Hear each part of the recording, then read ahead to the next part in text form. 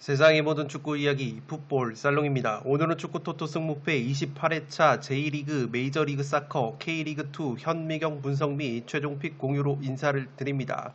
축구 토토 승무패 28회차 같은 경우에는 27회차에서 1등 적중자가 나오지 않으면서 6억 1천만 원이 이월이 됐습니다. 따라서 풋볼 살롱은 거의 처음으로 오프라인 한도 풀 베팅액인 9만 6천 원으로 1등에 도전을 해 보려고 합니다.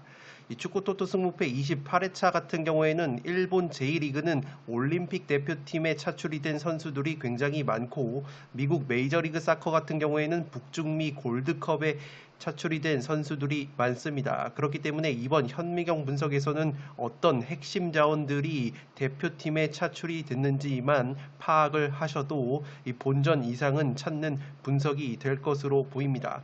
풋볼살롱의 현미경 분석은 1부와 2부로 나눠서 진행을 해드립니다. 1부에서 1번부터 7번까지 다뤄드리고 2부에서 8번부터 14번 경기를 빠르게 다뤄드리도록 하겠습니다. 이 최종픽만 그대로 따라가실 경우에는 적중 확률이 떨어지십니다. 살롱 코멘트 분석 내용을 기반으로 나만의 픽을 만드실 때 적중 확률이 올라가십니다.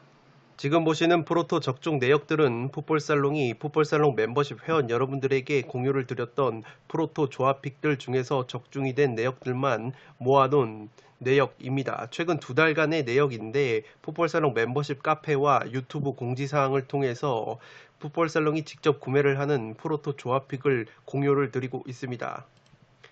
이 적중 픽들을 보시면 다 폴더 조합으로 구성이 되어 있고, 풋볼살롱의 프로토 베팅 스타일은 한 폴더나 두 폴더짜리 단 폴더 저배당 픽은 잘 구성을 하지 않습니다. 이 최소 4개에서 최대 6개, 7개가량의 다 폴더 고배당 픽 위주로 조합을 하고 있고, 개인적으로는 프로토는 적중률보다는 수익률이 더 중요하다고 생각을 하기 때문에 이 수익률에 포커스를 맞춰서 프로토를 구매를 한 픽 그대로 멤버십 회원 여러분들에게 분석 자료를 함께 곁들여서 공유를 드리고 있습니다. 이 가장 최근에 적중이 됐던 내역은 지난 주말에 있었던 프로토 54회차였고, 이 54회차 일본 제1리그와 K리그2 경기, 그리고 아시아 챔피언스 리그와 유로 2020 결승 경기를 조합을 해서 5폴더짜리 28.1배당의 적중픽이 나왔습니다. 특히 프로토 같은 경우에는 제아의 고수분들께서 직접 구매를 하신 픽도 자발적으로 공유를 해 주시는 문화가 정착이 되어가고 있습니다. 그렇기 때문에 풋볼살롱이 직접 구매를 하는 프로토 조합픽뿐만 아니라 이 고수분들이 구매를 하시는 프로토 조합픽까지 공유를 받아보실 수 있습니다. 멤버십 회원분들과 함께 다양한 각도에서 다양한 승무패 프로토 관련 자료를 공유 및 교류하실 분들만 지금 화면 위로 올라가는 링크를 클릭을 하셔서 풋볼살롱의 다양한 멤버십 혜택을 살펴보신 뒤에 멤버십으로 합류를 해 주시면 되겠습니다.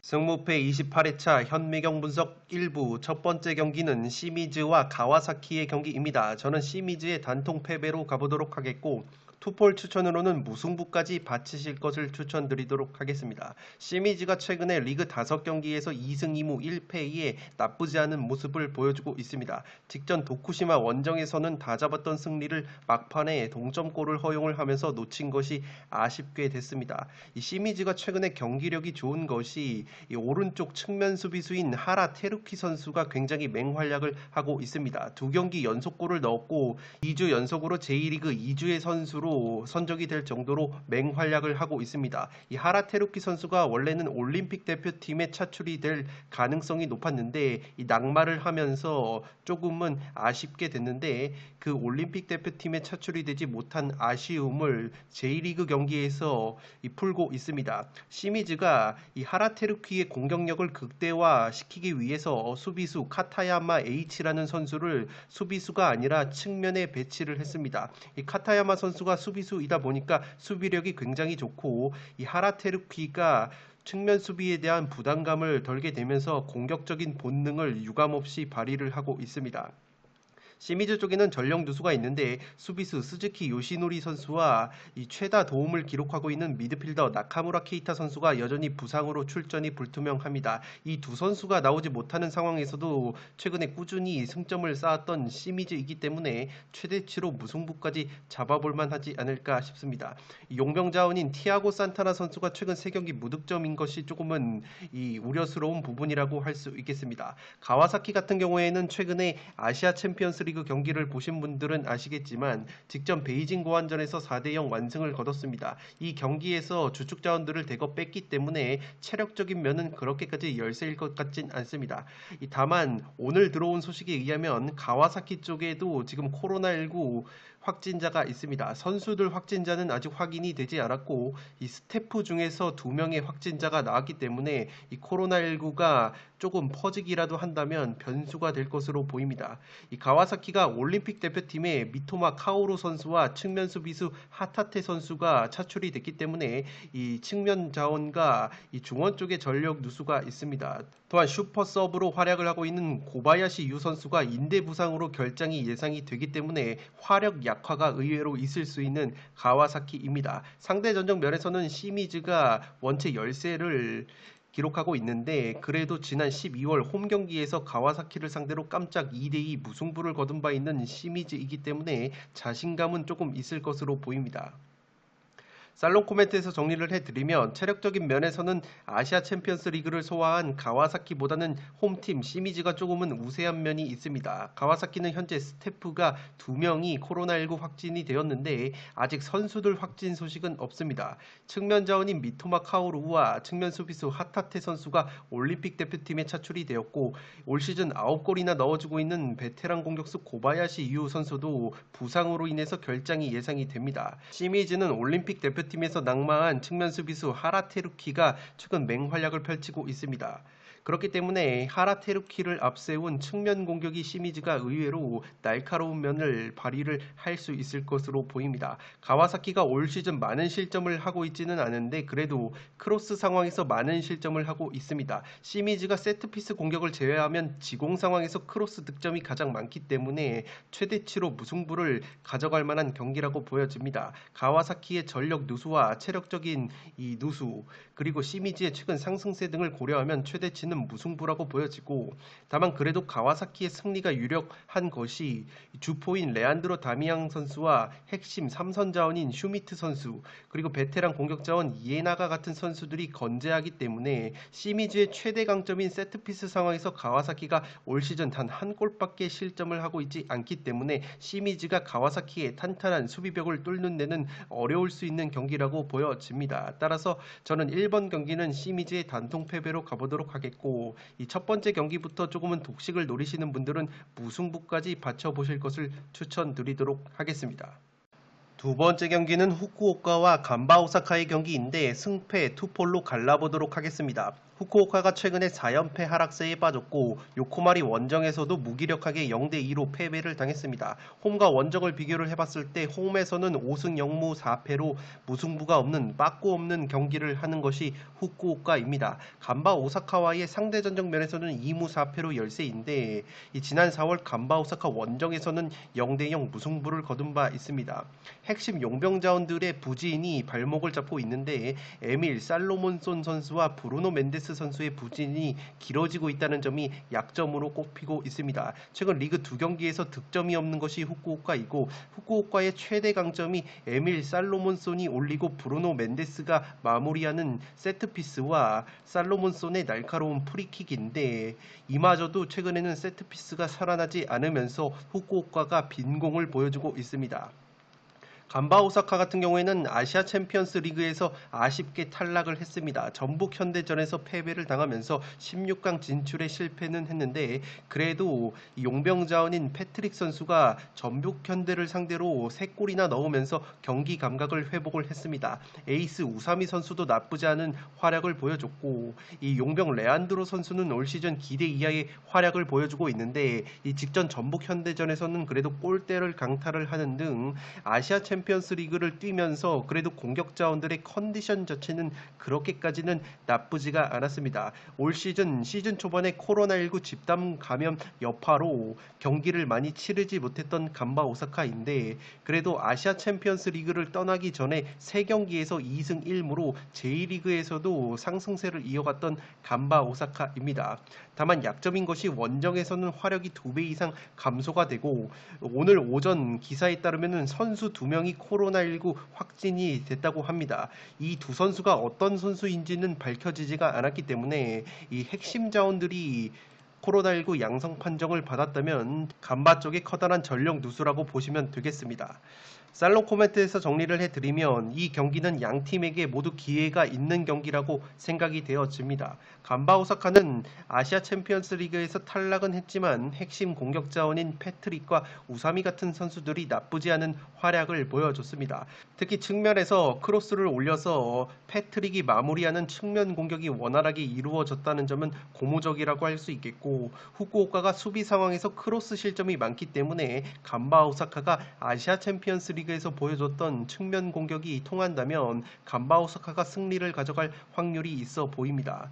후쿠오카는 에밀 살로몬선이 처리하는 날카로운 세트피스 공격이 강점이라고 말씀을 드렸지만 최근에 살로몬선 선수의 컨디션이 그렇게까지 좋지 못하기 때문에 이 득점포를 가동을 할 수 있을지 의문입니다. 간바 오사카가 경기 수는 적더라도 올 시즌 J리그에서 세트피스 실점은 한 골밖에 되지 않기 때문에 후쿠오카의 강점인 세트피스가 살아나지 않을 가능성이 있어 보입니다. 다만 제가 후쿠오카에게도 기회가 있다고 보는 것은 후쿠오카가 최근 4연패를 당했지만 그중 3연패가 빗셀고베, 우라와 레즈, 요코마리 같은 강팀과의 대결이었습니다. 특히 우라와나 요코마리 같은 팀들과의 경기는 원정 경기였기 때문에 올 시즌 후쿠오카가 홈 경기에서는 그래도 전 경기에서 득점을 하고 있습니다. 최소 한 골 이상은 넣고 있다는 점은 굉장히 고무적이라고 할 수 있기 때문에 후쿠오카 역시 간바 오사카를 상대로 득점을 할 가능성이 있어 보입니다. 후쿠오카가 세트피스가 막히더라도 지공 상황에서는 두 번째로 많은 득점 루트가 측면 크로스 공격인데 간바가 측면 크로스 수비는 이 강하지가 못합니다. 그렇기에 홈에서 최소 한 골 이상을 넣고 있는 후쿠오카 역시 득점을 할 가능성이 있어 보입니다. 후쿠오카가 홈에서는 5승 0무 4패 무승부가 없는 빠꾸 없는 운영을 하기 때문에 무승부보다는 양팀 모두에게 승리 가능성이 있는 경기라고 생각이 되어집니다. 따라서 두 번째 경기는 승패 투폴로 가보도록 하겠습니다. 세 번째 경기는 세레소와 빗셀고베이의 경기인데 단통 무승부로 가보도록 하겠고 폴더스에 여유가 있으신 분들은 빗셀고베이의 승리까지 바치실 것을 추천드리도록 하겠습니다. 이 세레소가 아시아 챔피언스 리그에서 16강 진출에 성공을 했습니다. 4승 2무 0패로 조 1위로 16강에 진출은 하긴 했는데 직전 키치전에서 0대0 무승부를 거두면서 확실히 압도적인 모습을 보여주지는 못했습니다. J리그에서 그래도 홈 경기에서는 5승 2무 2패로 극강의 모습을 보여줬던 세레소이기 때문에 빗셀고베를 상대로도 쉽게 패할 것 같지는 않습니다. 고베와의 상대 전적을 보시면 2승 3무 1패로 우위를 점하고 있고 지난 5월 고베 원정에서도 1대1 무승부를 거뒀습니다. 두 팀이 만나기만 하면 한 골차 승부를 끈적하게 해왔습니다. 많은 골이 터지지 않았고 2.5 언더 경기를 상당히 많이 했습니다. 최근 6경기 모두 2.5 언더가 나올 정도로 팽팽한 양상 속에서 한 골로 승부가 갈리는 이 매치업이 세레소와 빗셀고베의 경기인 점을 체크해 주시기 바랍니다. 세레소는 주전 수비수 세코 아유무 선수가 올림픽 대표팀에 차출이 됐습니다. 공격 자원인 토요카와 선수는 이 부상으로 인해서 출전이 불투명하기 때문에 공수에 걸쳐서 전력 누수가 예고가 됩니다. 빗셀고베 역시 주전 골키퍼 마에카와 선수와 수비수 기쿠치 류오, 핵심 플레이메이커인 이니에스타가 부상으로 출전이 불투명하기 때문에 전력 누수가 예고가 됩니다. 고베 같은 경우에는 최근에 3연승 상승세를 탔는데 올 시즌 4연승은 없었습니다. 3연승 이후에 부러지는 패턴이 있기 때문에 패턴적인 측면을 체크해 주시기 바랍니다. 홈과 원정에서 기복이 없는 성적을 보여주는 고베이지만 이 원정만 가면은 실점이 2배 이상 증가를 하기 때문에 세레소를 상대로 쉽게 승리까지는 어렵지 않을까 싶습니다. 또 하나의 변수가 이 오늘 오전에 기사가 나왔는데 J리그 득점 1위를 달리고 있는 후루아시 선수가 최근 3경기 연속골을 넣어주고 있었는데 셀틱 이적이 확정이 됐다고 합니다. 이 추후에 메디컬 테스트를 받는다고 하는데 그 추후가 언제가 될지가 조금은 미지수입니다. 당장 주말부터 날아가서 메디컬 테스트를 진행을 할 것인지 아니면 조금 J리그 경기를 치른 다음에 이 셀틱으로 건너가서 메디컬 테스트를 치를지는 알 수가 없기 때문에 후루아시 선수의 셀틱 이적이 확정이 됐다는 점은 조금은 변수가 될 것으로 보입니다.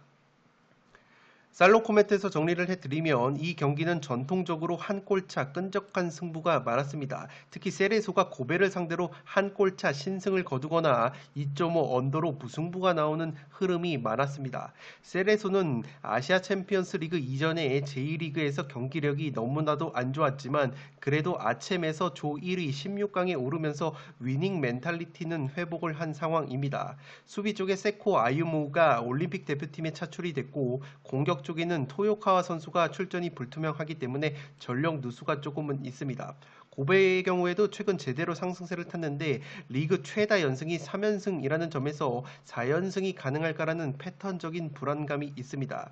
홈과 원정 성적에 기복이 없는 고베이지만 실점 면에서는 원정에서 2배 이상 증가를 하는 수비력이기 때문에 세레소가 홈에서는 그래도 다부진 모습을 보여주기 때문에 무승부가 조금은 유력하지 않을까 싶습니다. 여기에 주전 골키퍼와 수비수, 핵심 미드필더인 이니에스타까지 출전이 불투명하기 때문에 전력 누수라고 보여집니다. 한 가지 변수가 제가 말씀을 드렸던 것처럼 후루아시 선수의 셀틱 이적이 확정이 됐기 때문에 이 메디컬 테스트의 이 시기가 언제인지가 관건이 될 것으로 보입니다. 이적 준비 여파로 세레소전에 후루아시 선수가 출전이 불가능하다면 고베가 4연승은 힘들어 보이고 다만 폴더스의 여유가 있다면 후루아시 선수가 나온다는 가정하에 최근 세레소 오사카이의 용병 자원들 특히 수원 삼성 출신의 타가트가 굉장히 부진한 모습을 보여주고 있고 아시아 챔피언스 리그에서도 폭발적인 득점력을 보여주지 못했던 세레소의 공격력이기 때문에 고베가 후루아시가 나온다는 전제하에 원정에서도 연승 흐름을 이어갈 가능성이 있어 보입니다. 이 세트피스 상황에서 고베가 올 시즌 단 한 골밖에 실점을 하고 있지 않은 점도 세레소의 강점인 세트피스 공격이 살아나지 않을 가능성이 높아 보이기 때문에 고베의 승리까지도 가져갈 만한 경기라고 보여집니다. 따라서 저는 단통 무승부로 가보도록 하겠고 폴더스의 여유가 있으신 분들은 무패 투포를 추천드리도록 하겠습니다. 네 번째 경기는 사간도스와 나고야의 경기인데 무패 투폴로 가보도록 하겠습니다. 사간도스가 최근에 흐름은 그렇게까지 좋지가 못합니다. 직전 산포이로 원정에서는 1대1 무승부를 거뒀고 1왕배에서는 승리를 거두긴 했는데 확실히 공격력 쪽에 문제가 있습니다. 최다 득점자인 야마시타 케이타 선수가 리그 4경기 무득점에 빠져 있고 이 공격 원투펀치라고 할 수 있는 하야시 선수 같은 경우에는 올림픽 대표팀의 예비 명단으로 들어갔기 때문에 이 공격 쪽에 전력 누수가 조금은 있어 보입니다. 사간도스는 J리그에서 홈 경기 최고 짠물 수비를 보여주는 팀입니다. 홈에서 9경기에서 실점이 단 2골밖에 없는 것이 사간도스이기 때문에 이 경기는 굉장히 득점이 많이 터지지 않을 것 같은 경기입니다. 홈에서는 6승 2무 1패 다부진 성적을 보여주는 것이 사간도스이고 사간도스가 이 김명희 감독이 최근에 선수 폭행 문제로 인해서 3경기 출전 정지를 당하고 있습니다. 연습까지 참가가 금지가 됐기 때문에 이 사간도스의 조직력이 흔들릴 가능성이 높아 보이고 우리나라의 핵심 수비수 황석호 선수가 최근에 장기 부상 중이었기 때문에 여전히 출전이 불투명하다는 점도 사간도스가 자랑하는 짠물 수비에 제동이 걸릴 확률이 있어 보입니다. 반면에 나고야 같은 경우에는 이 사간도스가 홈 깡패라면 나고야는 대표적인 원정 깡패인데 원정에서의 실점이 최소 실점입니다. 원정에서 성적이 6승 3무 1패로 다부진 나고야이고 이 나고야가 아시아 챔피언스 리그에서 극강의 모습을 보여줬는데 그 전에 이 아시아 챔피언스 리그를 떠나가기 전에는 J리그에서 1승 2무 2패로 나쁜 성적을 보여줬습니다. 그래도 아시아 챔피언스 리그를 뛰면서 핵심 공격 자원들의 컨디션이 올라왔다는 것이 고무적인데, 핵심 공격수 마테우스 선수가 아시아 챔피언스 리그에서 활약을 했고, 야마사키 료고 선수와 이 카키타니 선수 역시 아시아 챔피언스 리그에서 많은 골을 넣어주면서 핵심 공격 자원들의 컨디션이 올라왔습니다. 전력 누수는 미드필더 소마 유키 선수가 올림픽 대표팀에 차출이 된 것을 제외하면 전력 누수가 없기 때문에 나고야가 사간도스와의 상대 전적에서도 우위를 보이고 있는 만큼 근소한 신승까지도 거둘 수 있는 경기라고 보여집니다. 살롱 코멘트에서 정리를 해드리면, 이 경기는 방패 대 방패 대결이지만 아시아 챔피언스 리그에서 살아난 나고야 쪽이 좀 더 우세한 경기를 할 것으로 보입니다. 사간도스는 홈에서 최고 짠물 수비를 보여주는 팀이고, 나고야는 원정에서 최고 짠물 수비를 보여주는 팀입니다. 나고야가 아시아 챔피언스 리그 이전에는 경기력이 굉장히 좋지 못했는데 아쳔에서 마테우스를 포함한 주요 공격 자원들의 컨디션이 살아났습니다. 반대로 사간도스는 공격 원투펀치인 하야시가 올림픽 대표팀에 차출이 됐고, 야마시타 케이타 선수는 최근에 4경기 무득점 침체에 빠져 있기 때문에 사간도스가 또다시 빈공을 보여줄 확률이 있어 보입니다. 사간도스의 핵심 수비수 황석호가 여전히 출전이 불투명하고, 사간도스의 이 카리스마 넘치는 김명희 감독 같은 경우에는 선수 폭행 문제로 인해서 출전이 불가능하기 때문에 이 조직력적인 문제가 있을 것으로 보입니다. 사간도스가 수비적인 축구를 해도 이 쇼패스 빌드업을 굉장히 강조를 하는 팀이라서 공격적인 패턴은 쇼패스 상황에서 많은 득점을 하고 있습니다. 나고야가 실점이 많은 팀은 아니지만 쇼패스 상황에서 의외로 가장 많은 실점을 하고 있기 때문에 사간도스도 득점을 할 여지는 있어 보입니다. 반대로 나고야는 세트피스 상황에서 가장 많은 골을 넣고 있는데, 사간도스가 실점이 많지 않지만 세트피스 수비가 그나마 제일 약점으로 꼽히고 있습니다. 따라서 공격진의 컨디션이 살아난 나고야가 원정 깡패 면모와 더불어서 상대 전적에서의 우위 등을 고려하면 근소한 신승이 예상이 되고, 사간도스 특유의 홈 짠물 수비와 나고야 특유의 원정 짠물 수비가 맞물린다면 최대치는 무승부라고 보여집니다. 그렇기 때문에 저는 4번 경기는 무패 투폴로 가보도록 하겠습니다.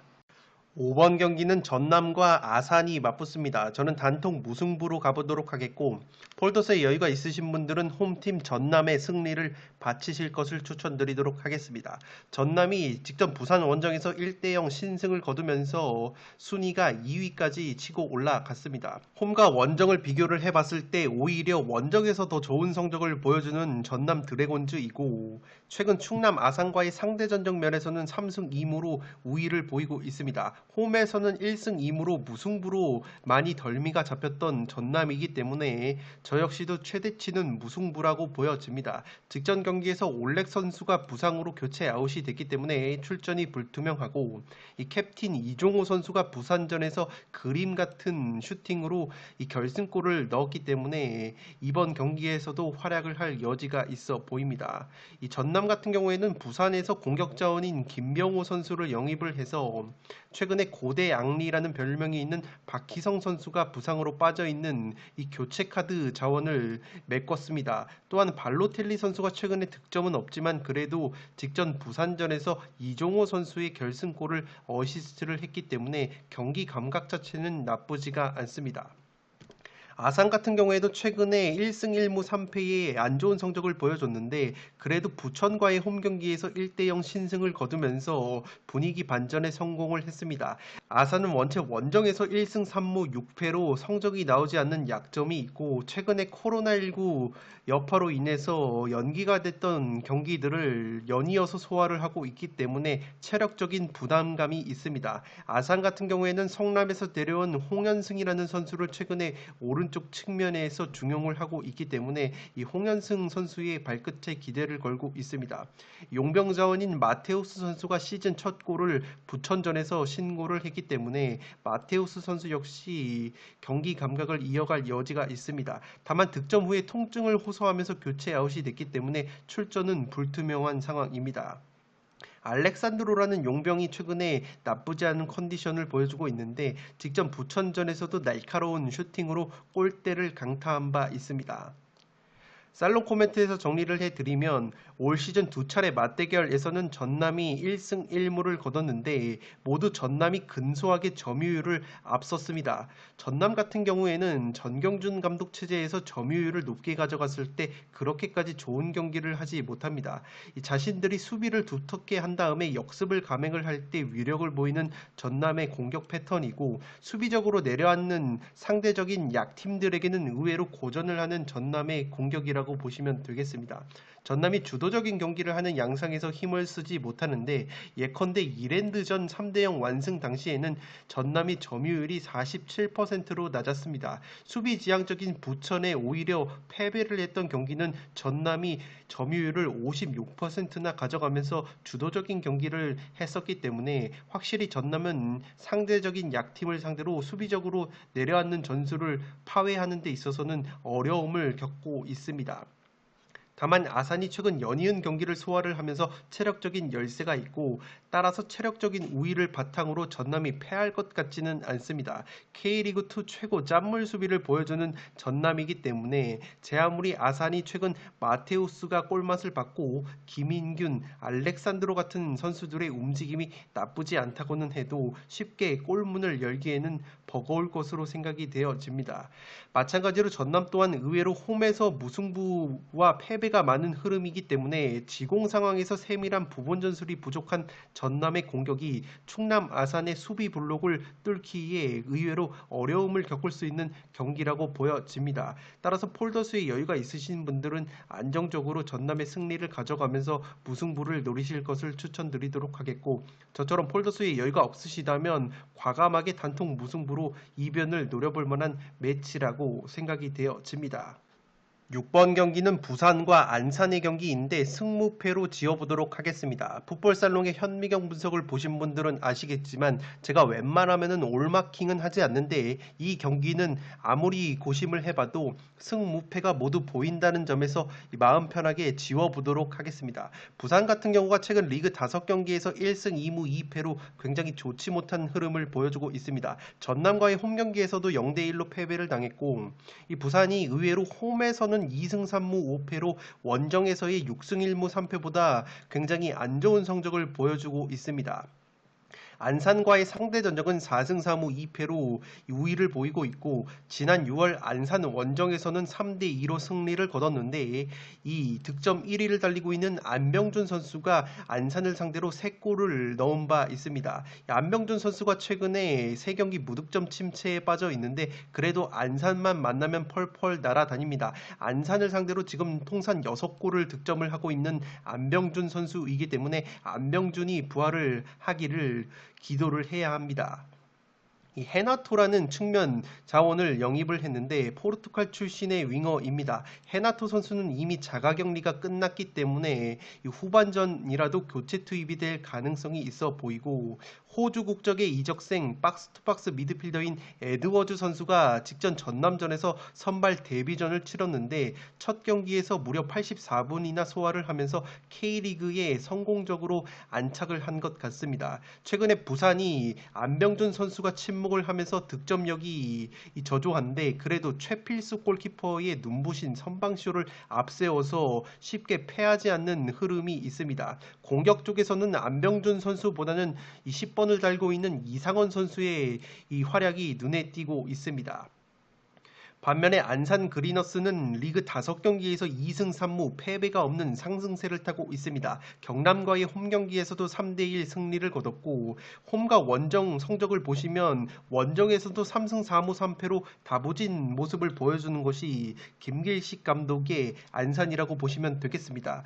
이 안산 같은 경우가 김륜도 최건주 같은 전방 자원들이 최근 컨디션이 굉장히 좋고 이 두아르테라는 공격 자원까지 최근 결정력을 보여주고 있습니다. 인도네시아의 박지성이라고 불리는 아스나이 역시 측면 수비로서 공격과 수비에서 맹활약을 하고 있습니다. 안산 역시 지금 김선우 골키퍼가 경남전에서 페널티킥 선방을 하면서 3대1 완승에 일조를 했기 때문에 공수에 걸쳐서 굉장히 안정적인 전력을 구축한 것이 안산이라고 보시면 되겠습니다. 살롱 코멘트에서 정리를 해드리면 김길식 감독 체제에서 안산은 수비력과 조직력을 갖춘 팀으로 성장을 했습니다. 최근에는 전방 쪽에 최건주, 두아르테, 김륜도 같은 선수들의 컨디션이 괜찮기 때문에 공격적인 날카로움도 살아 있습니다. 수비 시에는 기본적으로 내려앉는 느낌이 조금은 있지만 그래도 부분적인 압박을 병행을 하면서 공격 시에는 돌격 앞으로 역습이 강한 부분이 있습니다. 분위기가 좋은 안산과 달리 부산은 최근 승리가 없는 흐름이 있습니다. 특히 주포인 안병준 선수가 무득점 행진이 이어지고 있기 때문에 안병준 선수가 부활을 해야지 승리를 가져갈 수 있는 부산이라고 보시면 되겠습니다. 부산이 지금 수비력은 최필수 골키퍼의 선방을 앞세워서 나쁘지 않은 상황이고 용병자원인 에드워즈가 전남전에서 많은 시간을 소화하며 K리그에 연착륙을 했기 때문에 용병자원들과의 시너지 효과가 나온다면 오랜만에 승리까지 맛볼 수 있지 않을까 싶습니다. 이 포르투갈의 명문 스포르팅 유스 출신인 헤나토라는 측면 자원까지 영입이 되어 있기 때문에 용병 자원들이 활약을 해준다면 안병준까지 부활을 할 수 있는 여지가 있어 보입니다. 안병준이 무득점 행진이 길어지고는 있는데 그래도 직전 안산전에서 해트트릭을 포함해서 안산만 만나면 6골로 강했던 모습이 있기 때문에 귀신같이 부활할 수 있는 가능성이 있어 보입니다. 부산이 의외로 홈에서 안 좋은 성적을 거두고 있기 때문에 안산 사이드가 보이는 경기이기도 합니다. 따라서 이 경기는 승무패 모두 보인다는 점에서 올마킹으로 지어볼 만한 가치가 충분할 것으로 보입니다. 따라서 6번 경기는 승무패 올마킹으로 지어보도록 하겠습니다. 7번 경기는 애틀란타와 뉴잉글랜드 레볼루션이 맞붙습니다. 저는 무패 투폴로 가면서 뉴잉레벌 사이드로 가보도록 하겠습니다. 이 미국 메이저리그 사커 같은 경우에는 제가 수요일과 목요일에 살로만 뉴스를 통해서 굉장히 자세하게 다뤄드렸기 때문에 현미경 분석에서는 이 결장자 위주의 살롱 코멘트 위주로 파악을 빠르게 해보도록 하겠습니다. 애틀란타가 기본적으로 홈에서 훨씬 더 좋은 성적을 보여주는 팀이고 상대 전적 면에서는 뉴잉레볼에 굉장히 압도적인 면이 있습니다. 홈에서 3승을 뉴잉레볼을 상대로 거두고 있기 때문에 자신감은 한껏 충만할 것 같지만 이게 지금 전력 누수가 굉장히 심합니다. 내슈빌 원정에서 왼쪽 측면 수비수인 멀레이니 선수가 퇴장을 당했고 이 주전 골키퍼 구잔 선수와 왼쪽 풀백 벨로 주전 중앙수비수 로빈슨 선수가 모두 미국 대표팀으로 차출이 됐습니다. 중앙 미드필더인 바르코 선수가 아르헨티나 올림픽 대표팀에 차출이 됐기 때문에 전력 누수가 굉장히 심하고 공격수 마르티네즈 선수와 중앙 미드필더 하인드먼 선수가 부상 중이기 때문에 뉴잉레볼보다 전력 누수가 굉장히 심한 것이 애틀 유나라고 보시면 되겠습니다. 뉴잉글랜드 레볼루션은 3경기에서 1무 2패로 굉장히 분위기가 좋지 못합니다. 토론토와의 홈경기에서도 2대3으로 패배를 했을 정도로 경기력이 들쑥날쑥한 부분이 있지만 그래도 주축 공격자원인 구스타보 보우와 에덤 북사, 까를레스 힐 같은 공격 삼각편대의 컨디션은 나쁘지가 않습니다. 뉴잉글랜드 레볼루션 역시 공격 자원과 수비 쪽에 전력 누수가 있는데 주전 골키퍼인 터너 선수와 오른쪽 측면 자원인 뷰캐넌 선수가 나란히 미국 대표팀과 캐나다 대표팀으로 차출이 됐기 때문에 뉴잉레볼 역시 전력 누수가 있다는 점을 체크해 주시기 바랍니다. 살롱 코멘트에서 정리를 해드리면 이 경기는 상대 전적이나 전술 상성적으로 애틀란타가 나쁘지 않은 경기라고 보여지지만 전력 누수가 심한 것이 애틀란타입니다. 특히 골키퍼와 수비 쪽의 대표팀 차출과 퇴장 징계로 인해서 전력 누수가 굉장히 심한 애틀란타이기 때문에 뉴잉레볼의 막강한 화력을 막아내는데 어려움을 겪을 것으로 생각이 됩니다. 다만 뉴잉레볼이 역습 패턴이 굉장히 강한 팀인데 애틀란타가 기본적으로 무게중심이 낮기 때문에 수비 뒷공간이 별로 없습니다. 점유율도 메이저리그 사커에서 1위를 달리고 있는 팀이기 때문에 애틀란타가 충분히 공을 소유를 하면서 자신들이 주도권을 쥐는 스타일입니다. 그렇기 때문에 원적에서 성적과 경기력이 하락하는 데다가 최근 3경기 1무 2패 하락세에 빠진 뉴잉레볼이 덜미가 잡힐 수도 있는 경기라고 보여집니다. 애틀란타가 풀 전력이었다면 과감하게 애틀란타의 승리까지 가져가겠지만 애틀란타의 전력 누수를 고려하면 최대치는 무승부라고 보여집니다. 뉴잉 레벨 역시 주전 골키퍼 터너와 핵심 측면 자원인 뷰캐넌이 대표팀에 차출이 됐기 때문에 전력 누수가 있습니다. 양팀 모두 전력 누수를 고려를 해봤을 때 최대치는 팽팽한 무승부라고 보여지고, 그래도 공격 쪽에서의 날카로움과 전력 누수가 없는 뉴잉 레벨이 한 골차 신승 정도는 거둘 수 있는 경기라고 보여집니다. 그렇기 때문에 7번 경기는 무패 투폴로 가보도록 하겠습니다. 네, 이것으로 승무패 28회차 현미경 분석 1부를 모두 마치도록 하겠습니다. 저는 연이어서 현미경 분석 2부를 촬영을 해서 구독자 여러분들의 흐름이 끊기지 않도록 업로드를 해드리겠습니다. 영상이 도움이 되신 분들은 좋아요와 구독 버튼을 눌러주시면 풋볼살롱 채널에 크나큰 힘이 됩니다. 구독 버튼 옆에 종 모양의 알림 설정을 해주시면 그 누구보다 빠르게 양질의 축구 승무패 프로토 관련 컨텐츠를 만나보실 수 있습니다. 지금까지 풋볼 살롱이었습니다. 감사합니다.